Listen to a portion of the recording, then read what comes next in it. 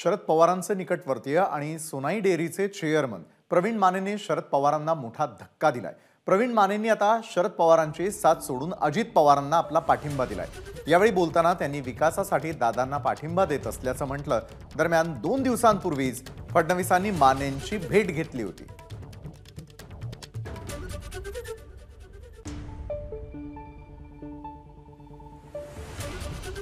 एक इंदापूर तालुक्यातच नव्हे तर संपूर्ण महाराष्ट्रभर एक वेगळा परिवार या ठिकाणी या असलेल्या माने परिवाराने निर्माण केलेला आहे।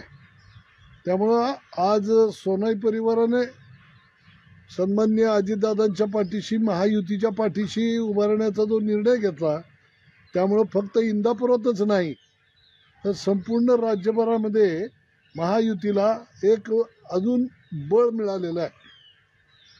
त्यांच्या या निर्णयामुळं अनेक लोकसभा क्षेत्रामध्ये त्याचा उपयोग देखील होणार आहे। पक्ष बदलला नव्हता ना, मी कुठल्या पक्षामध्ये पक्षांतर केलं होतं। मी राष्ट्रवादी काँग्रेस पक्षामध्येच होतो आणि माझं काम चाललेलं होतं।